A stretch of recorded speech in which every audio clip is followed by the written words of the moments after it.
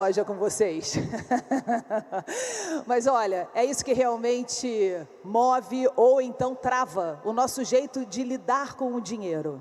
Responsabilidade ou não, né? Para mergulhar nesse tema que une psicologia, finanças e autoconhecimento, vamos receber um expert de altíssimo nível aqui nesse palco. E quem vai conversar com ele é o estrategista-chefe na XP, meu amigo querido Fernando Ferreira. Preciso de um Fernandinho na minha vida, todo santo dia, a cada instante. Boa tarde, pessoal. Todo mundo animado nessa tarde de sábado. Eu falei com vários de vocês aqui durante a Expert e muita gente me falou, pô, tô super animado para ouvir o Morgan Housel. Afinal, o Morgan é um autor super famoso, né, de vários livros muito interessantes, como a Psicologia Financeira, o livro novo também do Same as Ever, do que nunca muda. Né, e os seus livros venderam mais de 10 milhões de cópias no mundo todo, já foram traduzidos para vários idiomas, em mais de 60 países. E o Morgan também ele tem uma história de vida muito interessante. Ele nasceu em Lake Tahoe, na Califórnia. Ele quase foi esquiador profissional, não sei se vocês sabiam. E por um acaso, ele acabou sobrevivendo a um acidente de esqui que aos 17 anos levou a vida dos dois melhores amigos que ele tinha. Ele conta essa história no último livro dele, né, no Same as Ever, e isso acabou mudando bastante a rota de vida dele. Depois disso ele desistiu do esqui, foi cursar economia e começou a escrever. E a gente estava até falando no almoço hoje, ele falou, olha, eu comecei a escrever porque eu me formei durante a crise de 2008 e eu não tinha emprego. Então eu comecei a escrever num blog porque eu não tinha mais o que fazer e aquilo acabou virando um hábito. Ele já escreve há 17 anos e agora acabou se tornando um autor extremamente famoso. E o que a gente gosta muito do Morgan é que ele traduz temas super complexos e consegue falar de uma forma super simples. E eu recomendo para todos também o podcast que ele faz, né, já está entre os podcasts mais escutados, são episódios bem curtinhos, e ele foi nomeado recentemente uma das 50 pessoas mais influentes no mercado financeiro global. Então, queria que vocês me ajudassem aqui a ter uma recepção calorosa para Morgan Housel.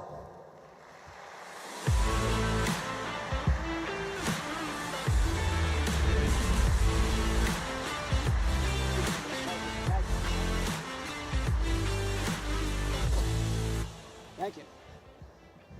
There's a lot of people in this room. A lot of people, yes.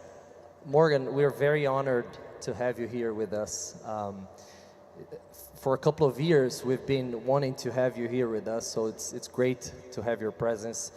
And as you know, right, we were talking during lunch, this is the largest finance festival and conference, right, in the world. We receive over 45,000 people over 3 days, right? But before we talk about investments, we actually have to talk about how to save money, right? And when I was driving here today, I was listening to one of your episodes on your podcast, right? Let me convince you why you need to save money, right?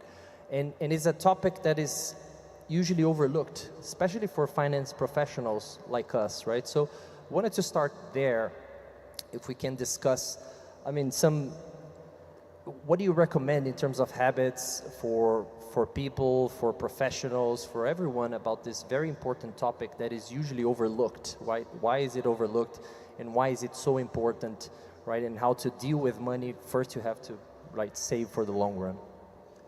Well, yes, hi everyone, thanks for having me. I think there's two big important things to keep in mind with saving. The first is that, this might seem basic, but you brought up a good point, that it tends to be the most educated, the smartest people who overlook this because they think it's too boring. Which is that if we lived in a world in which things were predictable, we knew what the economy is going to do this year, we know what's going to happen in our career, we know what's going to happen with our health and our marriage, the need to save would be minimal. And I think we all want to naively pretend that we live in that world.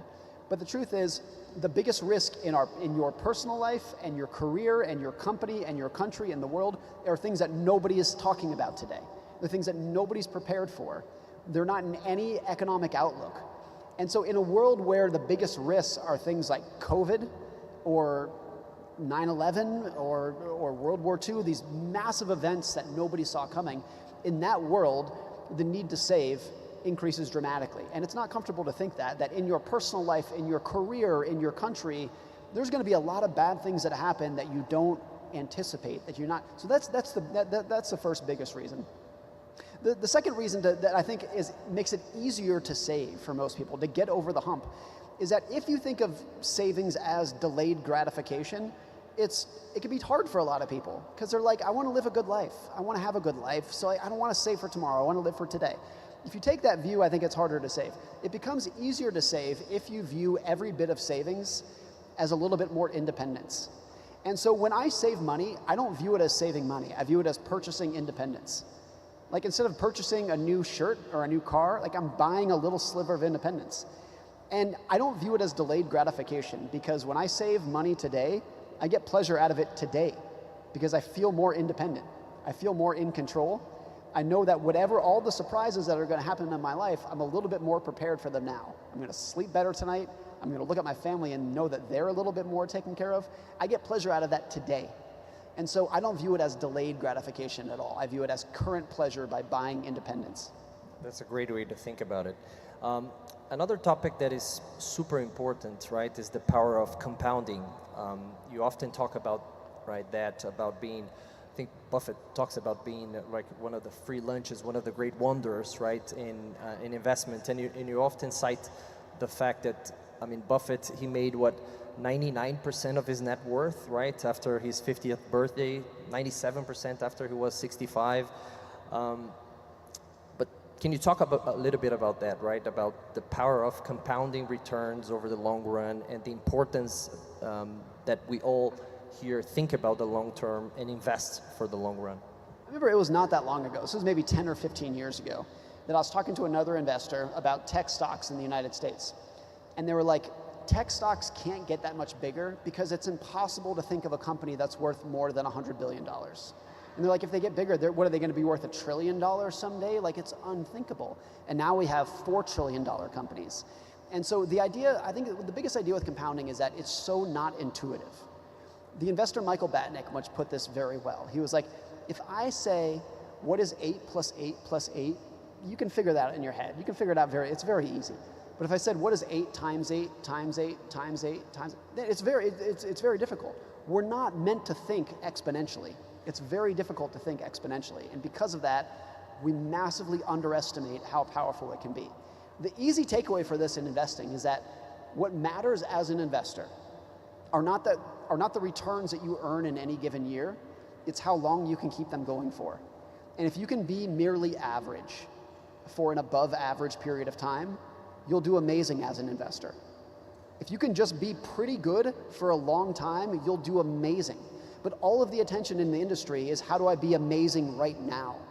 When all of it should be, how do I be merely good for a very long period of time? Because a long period of time is when compounding actually does its work. Exactly, but I think the problem, I mean, it's a very simple and easy to understand subject, right? But the problem about investing for the long run is actually, you also talk about the fact that the long run is actually a collection of short runs, right? So you actually have to be able to survive all of this volatility and the short run and all the pieces of news and recessions that come out, and, you know, many times that you want to, you know, sell everything and go away. I mean, how do we deal with that volatility and the short-term pain, right, that goes through when you want to invest over the long run? Because obviously, I mean, if you ask anyone here, everyone will say, yeah, I want to invest for the next 20 years. But I think the challenge is to be able to go through all that challenge during the very, you know, short term. I think where people get naive is they say, I'm investing for the next 20 years, so I don't need to pay any attention to what's happening this year. And the truth is, no, you do. You have to live through this year. And your career has to make it through the year, and your company has to make it through the year, and you're going to experience COVID and all these other things. And so a lot of people were like, I'm a long-term investor. But then COVID happens in 2020, and their portfolio falls 50%, and they panic, and they freak. And they realize that, yes, you're investing for the next 20 years, but the next 20 years are a series of one-year periods that you have to endure and experience. And so I think how I've always thought about it is, I save my money like a pessimist, and I invest my money like an optimist. I save with the idea that the world is fragile and dangerous, and bad things are going to happen to me and the economy. But I invest my money that if I can endure all of that, the returns that for those who stick around can be phenomenal. And so it's that like two-sided personality. I think it gets dangerous if you're only a pessimist or if you're only an optimist. And there's a lot of those people. It's really dangerous. You have to be able to get both of those things at the same time. I'm very pessimistic about the short term, always. Not because of anything that's happening right now, but just because the world is a scary, fragile, weird place. And very optimistic on the long term because most people wake up every morning and go to work and try to make the world a little bit more productive. And the returns for that happening over time can be enormous. Have been, and I think will be for a long period to come. And so getting optimism and pessimism to coexist is I think how you get around that. Being very aware and cognizant of how dangerous the world is, and very optimistic that if you can survive that challenge, those ups and downs, the returns for those who stick around are great. Yeah. So that's a very important learning, right? Save money like a pessimist and invest money like an optimist. You got it. Right? Perfect. Now, another very important topic, right, is risk. And you talk a lot about how to manage and deal with risks when it comes to investing. And we could be debating here for hours, right? Just on this topic about what risk actually is, what it means for different people, right? Because if you ask anyone here in the audience, everyone is going to have a different, right, definition, right, of what risk is. But you have a very interesting way of thinking about what risks actually are and how do we deal with them. If you can tell our audience about your framework and how do you see, right, this topic of what risks actually, what is, right? I think there's two important things with risk. One is, this is just my own definition of it. You may have your own, but I think the definition of risk is there are things that can happen in your life that will have a major impact on outcomes that are outside of your control. That's what risk is. What's interesting to me is that is also the exact definition of luck. The definition of luck is there are things that can happen in your life that are outside of your control that will have a major impact on outcomes. So luck and risk are virtually the same thing, just in the exact opposite direction. It's both this idea that you are just one person in an 8 billion person world, and not all of your active decisions are going to influence your outcomes. There's things out of your control. What's interesting is that with money, we're very cognizant of risk. We talk about risk all day long as investors and financial planners. Risk, risk, risk. We almost always ignore luck. We don't want to admit that luck exists. And when something bad happens to us, we would say, oh, well, that's risk. But we never want to do the same when it's luck, when it's out of our control. And so I think what you want to ask when you're making plans in life is just what is repeatable? What action can I take that I know is going to have an influence on outcomes? And it's really important if you're looking at someone as an idol or looking up to someone, whether it's Warren Buffett or Arnold Schwarzenegger yesterday, whoever it might be, to say, what can I learn from that person that is repeatable? Because if you look at Warren Buffett, maybe you can try to learn and emulate his patience, his time horizon. You can't emulate, though, the era that he was born into, or the opportunities that he had in his life, or the people who he met along the way. So you always want to make sure that you're taking away lessons from them that you can repeat. The other definition of risk that I like is just what you're likely to regret in the future. That was from Daniel Kahneman, the late psychologist. He said, like, the skill that you need to be good with money is having a very keen awareness of what you're likely to regret in the future. And what I might regret might be different from what you're going to regret. And I don't think most people have a good idea of what they are going to regret. But one thing that was always powerful to me, I read this book many years ago. It's called 100 Lessons for Living. It was written by a guy named Carl Pillimer. He's a gerontologist. He's a doctor who studies old people. And he did an interview with 1,000 elderly Americans. They were all like 80 to 100 years old. And he just said, what do you know about life? What can you teach me about life? And he has a very short section of his book that's about money, where he's asking these old people about money. And he says, of the 1,000 people who he interviewed, not a single one of them, looking back at their life, said, I wish I made more money. Not a single one of them, looking back at their life, said, I wish I worked harder. But every single one of them said, I wish I spent more time with my family. I wish I spent more time with my kids. I wish I was nicer to my friends. I wish I helped my community more. And so if you think about risk as what you're going to regret, there's a good chance that nobody in this room will look back and say, I wish I made more money. But every single person in this room, me, you, everybody, will look back and wish that we spent more time with the people who we like. I do think there is a financial takeaway to that of, I want to use money as a tool to spend time with people who I care about and admire, to spend time with my family and my kids and my friends and whatnot. And using money as a tool to do that is the thing. So the lesson from that is stop trying to make more money. It's just using it as a tool to live a better life rather than a scorecard to just compare yourself against others by. Perfect. And we didn't talk about standard deviation, volatility, any of the financial terms, when you defined risk perfectly. But I also listened to an episode you did with Howard Marks. You went to his podcast, right? And Howard was here 2 years ago in the same stage. And you guys talked about how do you see debt, right? And how debt affects, right, the investment returns over the long run. You even talk about the third person, right, on Warren Buffett's team, that you can talk about his story, what happened to him as well. So in the similar vein, right, about risks, if you can talk about debt, how do you see leverage, right, when it comes to life and also the investment portfolio? This is so simple, but I view debt as the more debt you have, it narrows the range of outcomes that you can survive and endure. So simple that if you have no debt, you can endure a lot of ups and downs in your personal life, in the economy, and every little bit of more debt, it shrinks the number of events that you can endure and survive. It's so simple, it's so basic. But I don't view debt as what's the interest rate? Is it a good deal, is it a bad deal? I just view it as narrowing the level of outcomes that I can endure. The story about the third Buffett partner is so interesting, is that most investors know the duo that became Warren Buffett and Charlie Munger, the greatest investors of all time. Buffett was one of the richest men in the world. They're the greatest. But if you go back to the 1960s, there was a third member of that team. It was Warren Buffett, Charlie Munger, and a guy named Rick Guerin. And they were partners together. And they made all of their investments together, Warren, Charlie, and Rick. And Rick was just as big a part as Warren Buffett and Charlie Munger were. And he made some of the biggest investments with Warren Buffett. And then he kind of disappeared. And so 10 or 15 years ago, somebody asked Warren Buffett, they said, what happened to Rick? Back in the 60s, he was all over Berkshire Hathaway, and then he just disappears one day.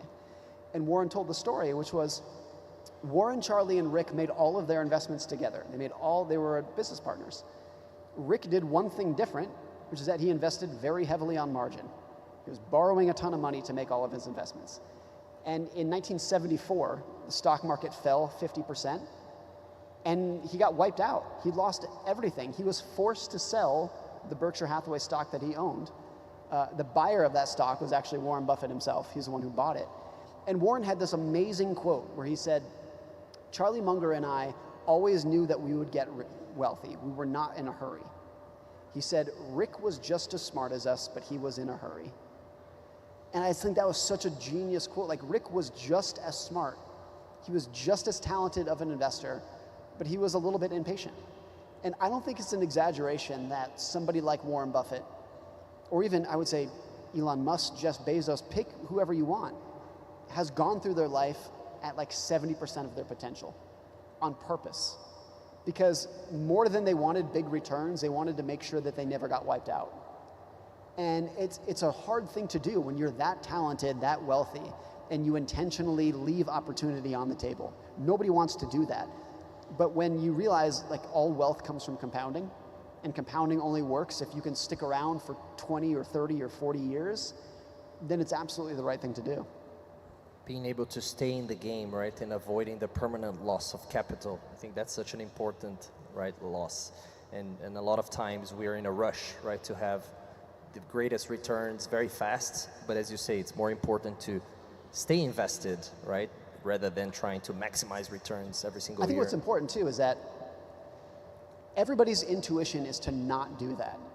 I've done a lot of stuff with high school students, and two things stick out. One is that they're they're smarter than our generation, previous generations were, because they have so much more information than we did. So they're very, very smart.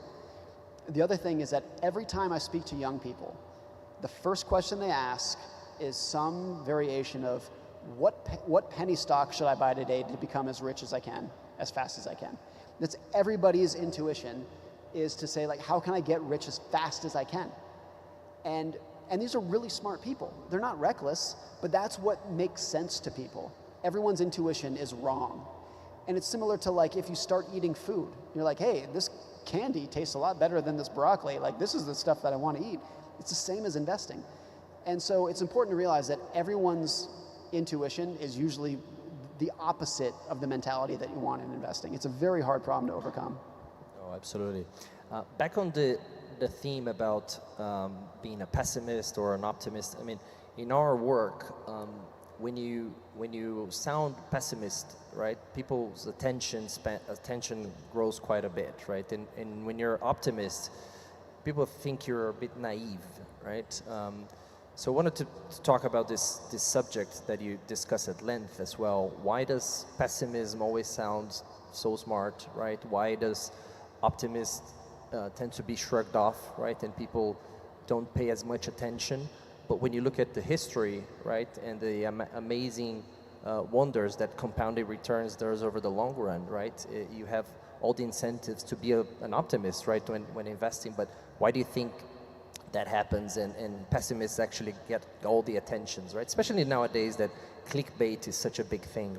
Right? It makes sense from an evolutionary perspective that in order to do well, you have to first survive. So people are much more attuned to threats than they are opportunities. That's an obvious basic thing. What's interesting about finance is that I think customers rightly have a skepticism because there is so much sales in the industry. The incentives in the financial industry can be so great that there is a history that extends hundreds of years of people peddling dangerous financial products. And because of that, I think a lot of the public has a rightful skepticism of when somebody comes to them and says, I can make you rich. They're skeptical, and they should be. But the opposite of that is when someone comes to me and says, there's a threat, there's a recession coming, and I can help you. They're not skeptical anymore because they don't want to, the stakes are too high to ignore it. You know, if somebody comes to you and says, hey, Morgan, I can make you $1 billion, you're full of it, get out of here. But if someone says, hey, your son is in danger, I'm going to listen because the stakes are too high. So it's the exact same with financial media. If you want to get attention in the media, don't be optimistic, be pessimistic. Everybody on TV knows this, and so that's what you're going to hear. The producers knows it, the people who go on TV know it, that's what gets people's attention. And so the irony is that even if you know history and you know you should be an optimist, you're going to pay a lot more attention to the pessimistic stuff. I think this has gotten worse over the last 20 years because news went global. So if you're listening to local news about your local town, by and large, they're going to talk about like sports and like things that are not that consequential. But once you expand it to national news, now all of a sudden, like you're drawing from a larger pool of news stories, and something happened in there that's scary and dangerous. Maybe it's a car accident or a plane crash, whatever it might be. And then when you expand to global news, you're pulling from such a huge number of news stories that you're guaranteed that every day there's going to be something happened somewhere in the world that's terrifying and it's going to get your attention. And since they want to get your attention, the broader that news became, the more global it became, the scarier it got. And I think 50 years ago when we were reading local news, it wasn't that scary. And now that we all listen to global news, every day you open up the newspaper and it's terrifying. And so I think even if the world has gotten better, healthier, safer, richer, you would never know that from watching the news. And I think that's an important skill that you need to have when reading the news, is realizing that the headlines are not indicative of everyday life. And it's so common that like you're doom scrolling on your phone and it seems like the world's coming to an end, and then you stick your head outside and you're like, looks fine. It actually doesn't look that bad. And so the other thing that's really important about this, and then we can move on, is most good news happens very slow. It's a slow progression over 10 or 20 years of things getting better. But bad news happens very fast. Bad news is like a plane crash or a terrorist attack or a pandemic where the world changes overnight. And there is no equivalent of September 11th in the good direction. There's no equivalent of the world getting way better in one day. But the world can get way worse in one day, all the time. Just like it takes 2 years to build a building, but it takes 10 seconds to knock it down. And so because of that, if you're reading the news, there's always going to be more bad news than there is good news, even if over time the good news is going to prevail times 10. And how do you deal with that in your personal investments, with all this volatility and challenges over the short run? I mean, just tell our audience, how do you invest your own money? Well, I read a lot of news. I read the news every day. I think it's interesting. I'd like to learn how the world works, but I never read it and then immediately go take an action in my brokerage account. I'm not going to read the news and then say, oh, I got to go buy this and sell that. I read it because I think it's fast. It's a window into how people work. But I think if you read more history and fewer forecasts, that's a good way to get around it. And the more history you read, I think it teaches you what kind of forecasts you should pay attention to. And so if you're an amateur student of history, a couple things stick out. One is that it's the same story over and over again. It's the same cycle of greed and fear and uncertainty and overconfidence. It's the same thing over and over again. The other thing is the more skeptical you become of forecasts. I used to live in Washington, D.C., and at the Library of Congress, we had this incredible resource where they had every newspaper from every day for several different papers going back to the 1700s. And I thought it was so much fun. You could go in there and just pick out a newspaper from a random day in 1910 or 1860, whenever it was, and just read the newspaper from back then. And one of the things that stick out is how incredibly bad we are at forecasting. When you're reading the newspapers with hindsight, you realize that nobody had any clue what was going to happen next. They were scared about the wrong things. They were ignorant of the right things. And that's true today. Whatever they're writing in the newspaper today is going to look ridiculous 1 year from now. That's always been the case, always will be the case. And once you immerse yourself in enough of that, you become much more skeptical of forecasts. History never repeats itself, but it often rhymes, right?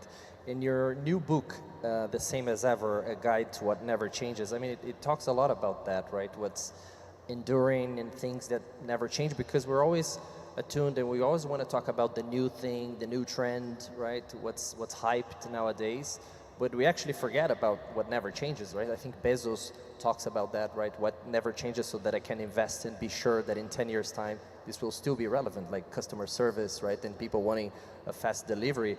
You also talk about Buffett, right? Again, when somebody asks him about the world falling apart in 2008, and he talks about the Snickers bars, right? In 1962 being one of the best-selling brands, and in 2008 is still the best-selling brand, right? So can you talk about the principles behind that book, right? And on things that never change, that are so important, like behaviors, for example, right? And what endures over the long run, and that we have to focus on. Well, for me, what was interesting about reading history, as I'm sure many of you do, was not, when you read history, yes, it's cool to read about how things used to be different, but I think it's so much more fascinating to read something that took place 100 years ago or 1,000 years ago, and you realize that it's exactly what's going on today. And you realize that, like, the cast of characters changes, but it's the same movie over and over again. We're doing the same things that we were 100 years ago, 1,000 years ago. The big emotions of greed and fear and uncertainty, and they're all this. They've never changed. And what's going on with AI right now, there are so many parallels of what happened when the automobile came out and the airplane came out. Like, whenever there's a big, giant new technology, it's a completely new technology, but how we respond to it is always the same, and always has been. And that's always been so fascinating to me with history, because part of this came from, as we talked about earlier, just my skepticism of forecasts, that nobody in finance is any good at predicting what's going to happen next. In the economy or the stock market, it's too hard. Nobody's any good at it. And so with that, you can either just throw up your hands and say, nobody knows anything, don't even try. Or I think you can do the better thing, which is look at history and say, well, some things are predictable. And I have no idea when the next recession is going to happen, and nobody else does either. But I know exactly how people are going to respond to it, because that's never changed. I have no idea what the next technology is going to be, but I know how people will respond to it, whatever it might be, whenever it might come. And so if you just put your forecasting faith in those things, I think you have a much more accurate view of the future than if you try to pretend that you do know what's going to change. And you often talk about how behavior finance has more to do with behavior than finance, right? And like myself, you also have 2 kids. And how do you teach your kids about this topic, if you can, right? If they pay attention. I mean, are you starting to talk about money with them? I mean, I think a lot of people in our audience also have kids. How do you treat this topic with them? I tried. I have 2 kids. They're 6 and 9, and particularly with my 9-year-old, I've tried to talk about money a little bit, and he just couldn't care less. So I don't know, maybe he's too young. But what's true too is that, particularly if you're a parent and you have more than 1 kid, you know this. Every kid is so completely different, and I can already see my son and my daughter are so different. So how do you teach financial principles to people who have a very different goals, very different view on life? I don't think you can. I'm one of 3. I have a brother and a sister. All 3 of us are so different when it comes to money and other topics, but financially we ended up so different. We have different goals, different needs, different desires.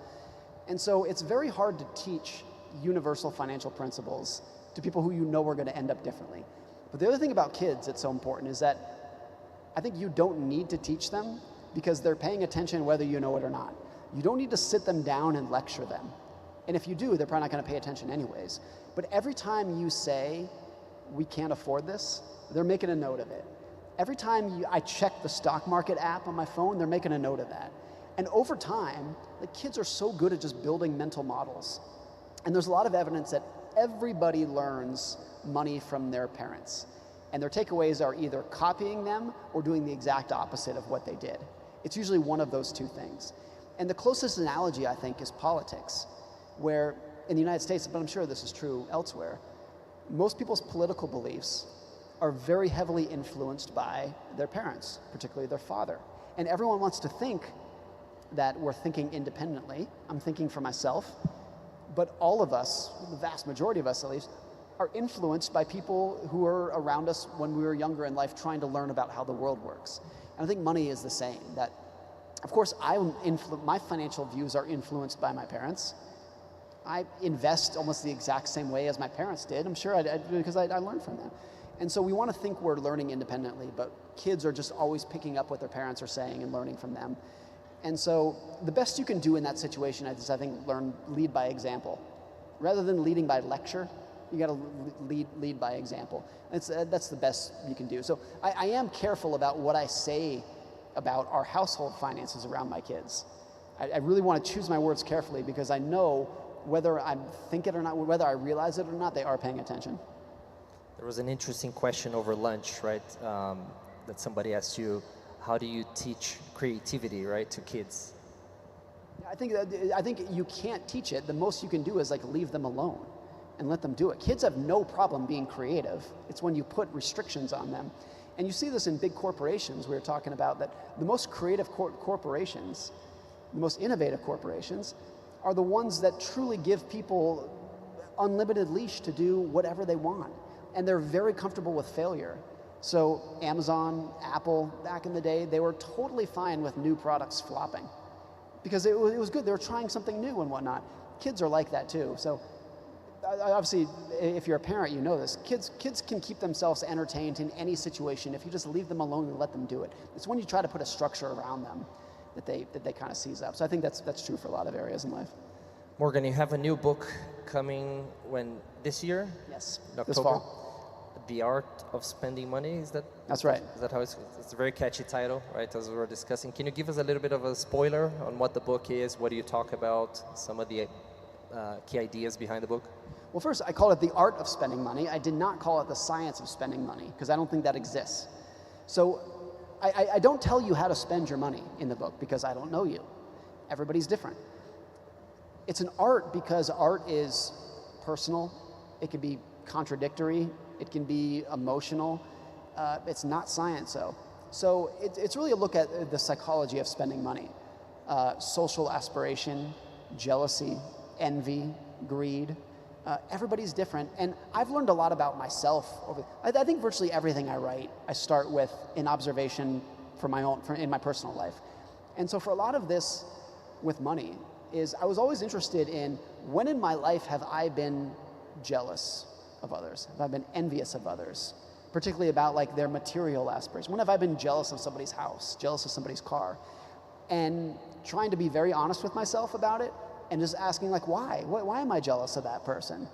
And I thought it was so interesting to just keep going a layer deeper.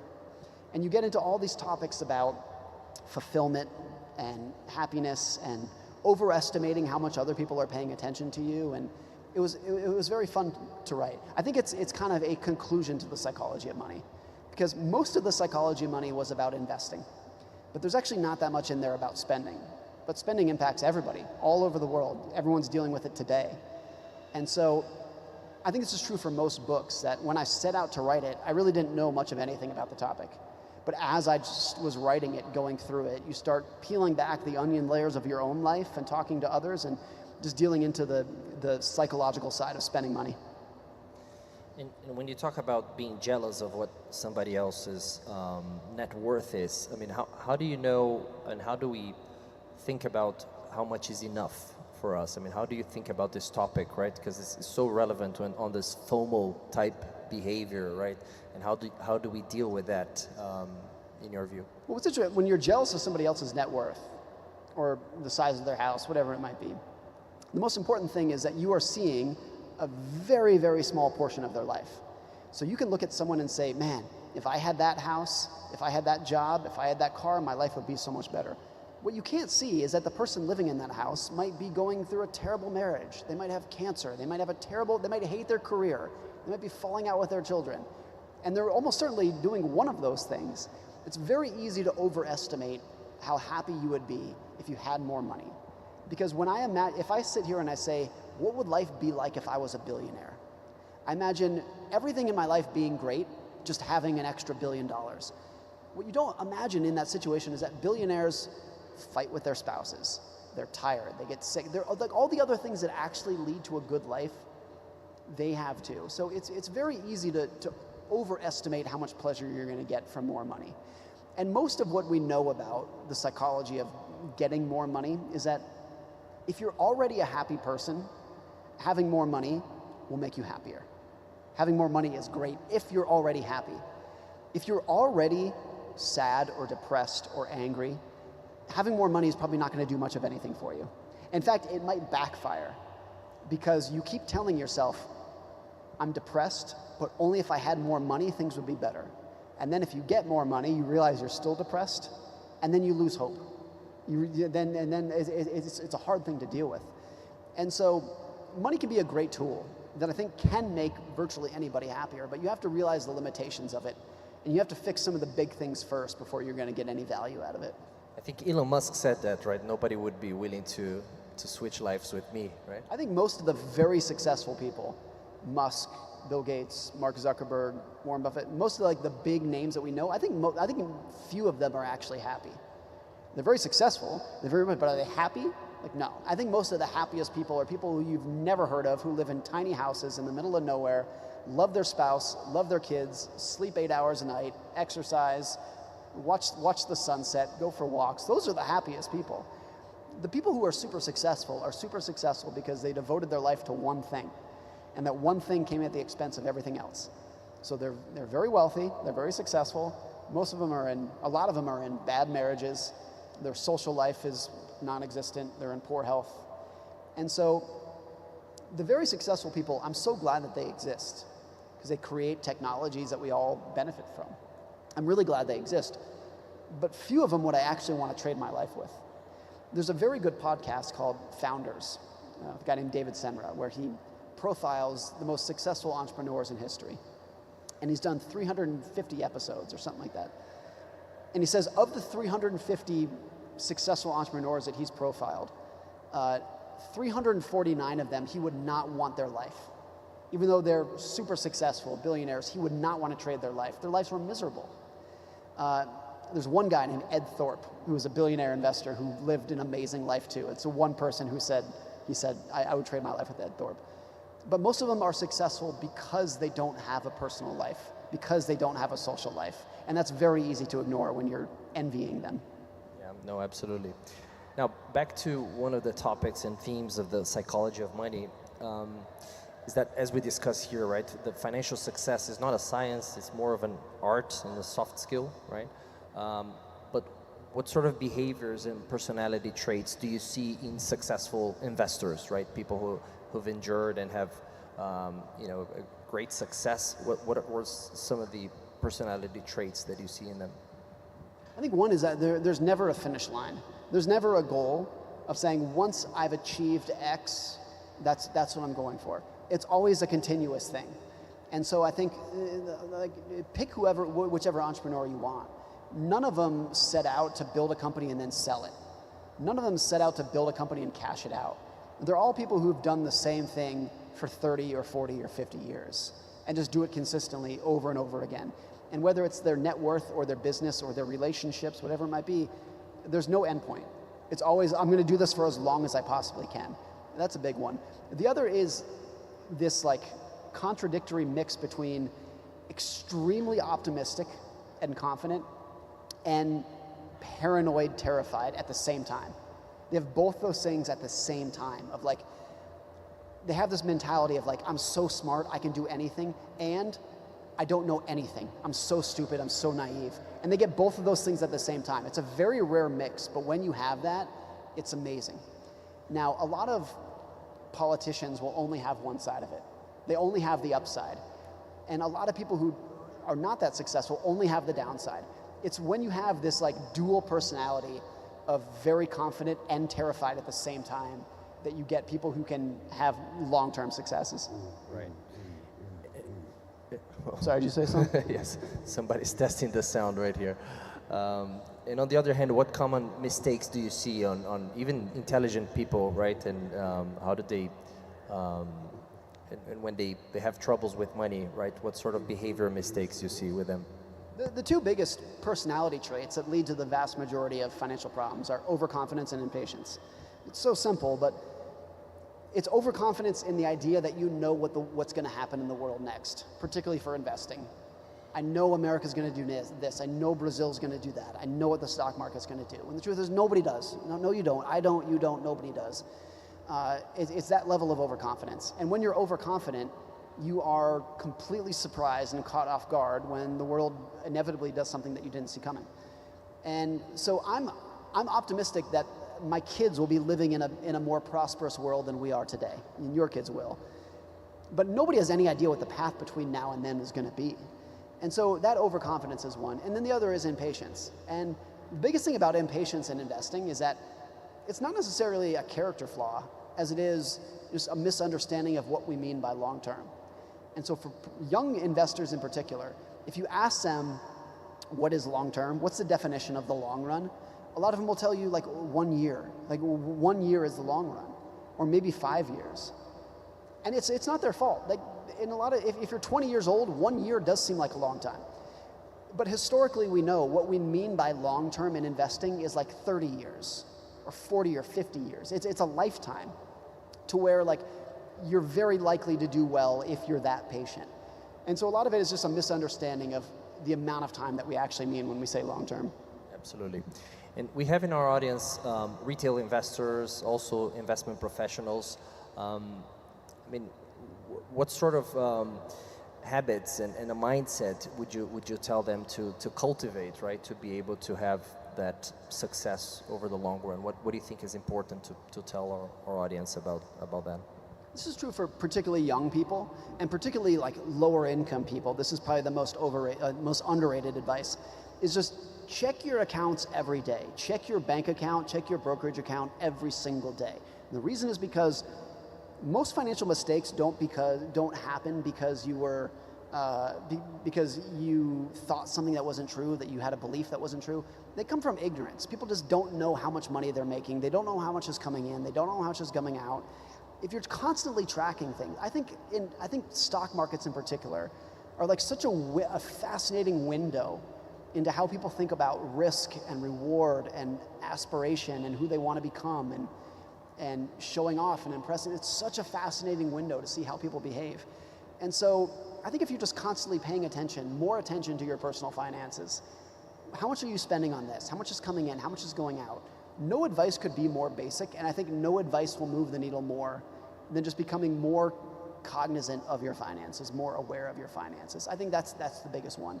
And as I said before, I think that the two things that you can do right now to improve your odds of success financially is lower your ego and increase your time horizon.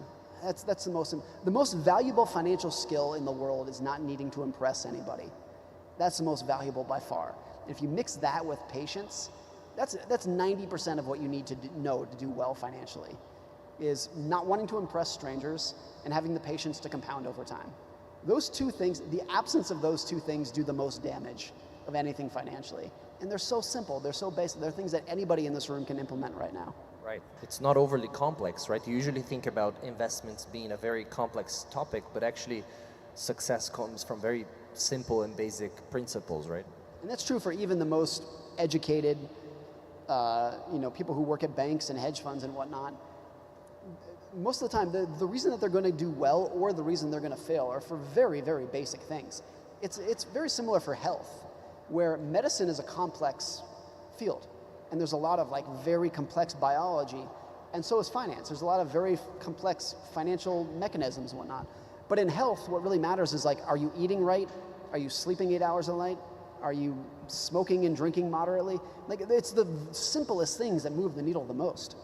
And it's the same with money. Yes, there are complicated parts of finance, but spend less than you make, invest the difference, and be patient. Right. That's the diet and exercise. It's so basic and so boring, but it moves the needle more than anything else. And I think there's a sweet spot in finance where you're smart enough to understand the basics, but you're not so smart that the basics bore you. Once the basics bore you, those are the people who end up doing poorly. And I mean, we have also a lot of financial advisors, right, that deal with clients on a daily basis. And we were talking over lunch. You also talk in your books about the fact that no one is crazy when they're dealing with money, because everyone has a different perspective, right, in life, has a different personality, right, and the way they view one aspect might be completely different, right, than another person, and both of them could be right? You even talk about low-income people when they buy a lottery ticket. It might sound like a stupid investment decision, but they have a point of view why they're doing that, right? So again, to those investment professionals, and how should they treat, right, their clients when they discuss with clients that are completely different?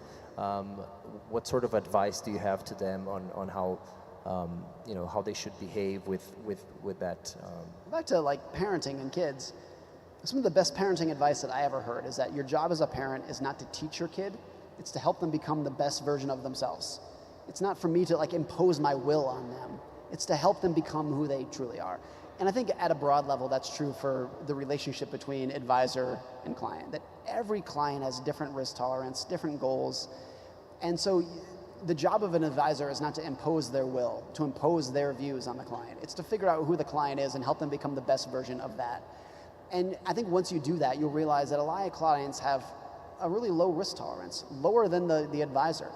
And it's fine if they're in a lower risk investing strategy. That works for them. Daniel Kahneman, the great psychologist, died about a year ago.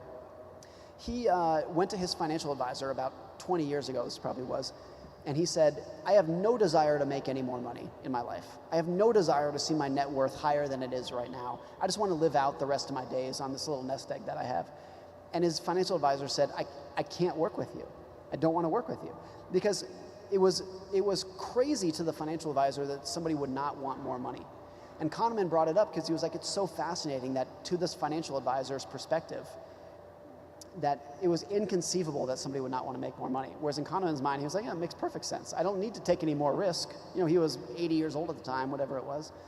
And so the idea that clients in particular have such a vast differences in what they want and what they're trying to get out of their money.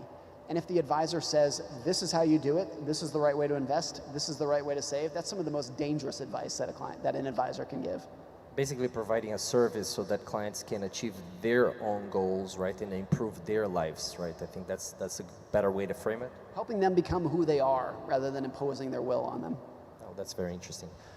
We're coming, unfortunately, to the end of our talk, so I just wanted to ask you for a final message for our audience and all of the clients that we have, all the 5 million clients that we have here at XP. And thank you for coming to Expert 2025. I mean, the invitation is open for you to come for many, many years and keep the conversation going. It's been so much fun. Thank you so much for having me. I love coming to Brazil. This is my 4th time, and I love it here. It's a great city, and you're going to have to bear with me while I ask for a selfie with everybody. All right, wave. Awesome. Thank you. Thanks very much. Thank you. Thank you. Obrigado.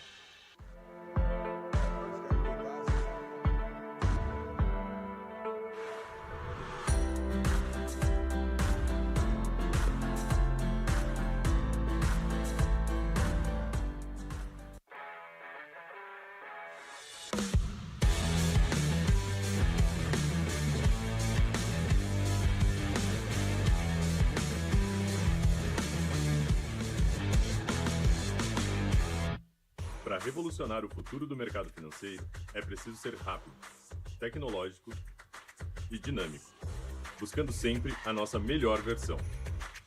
A evolução do trading. Nelógica, a número 1 em tecnologia para o mercado financeiro. Desde que chegou aqui, a BYD já se sente brasileira. Só faltava nascer aqui. Não falta mais. Nova fábrica na Bahia. Evolução feita por brasileiros para os brasileiros. A BYD é do Brasil.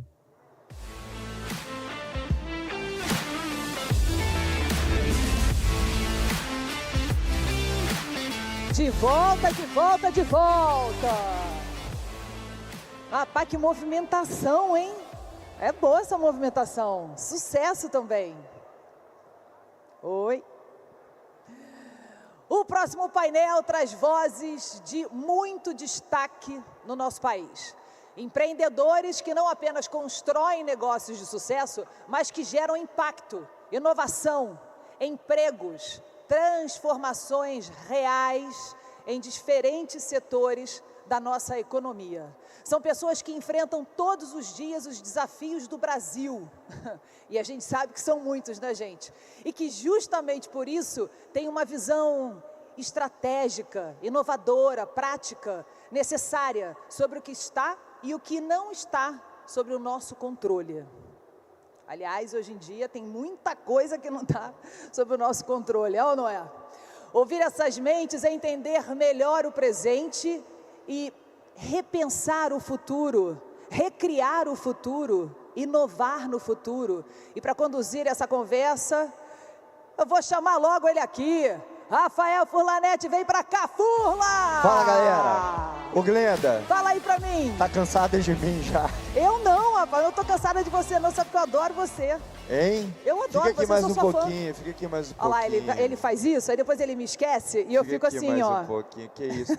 Não, é porque a Glenda acha que eu tô chateado com ela, porque ela furou 10 minutos o painel com o Rodrigo É Santoro. verdade, é Eu falei, verdade. pô, com o Rodrigo Santoro tudo bem. Pô, Tudo o cara bem? Você deixa? é ídolo internacional. Não é verdade? E eu tenho uma história com o Rodrigo Santoro que você sabe. Peraí, cara, que isso? É verdade, Ah. porque é o seguinte, quando eu tava, meu pai tava sem dinheiro, e aí eu fui fazer colégio em Vitória, na capital do Espírito Santo, É sério? eu vendia calça jeans para pagar as aulas de inglês, porque eu não falava inglês muito bem, até hoje eu acho que não falo tão bem, mas eu me viro. E aí eu chegava para vender as calças jeans, e um tio meu tinha dado um bolo de calça jeans, falou, ó, essa calça jeans o Rodrigo Santoro usou no desfile. É Aí eu sério? contei essa história para ele, que era as calças da Sandy Piper, lembra Sandy Piper? Sandy Piper, Que eram- claro. Aí eu falei, olha, Rodrigo, você me ajudou a vender calça, e eu tô aqui um pouco por você, e você nem sabe disso, então você Que tá... máximo.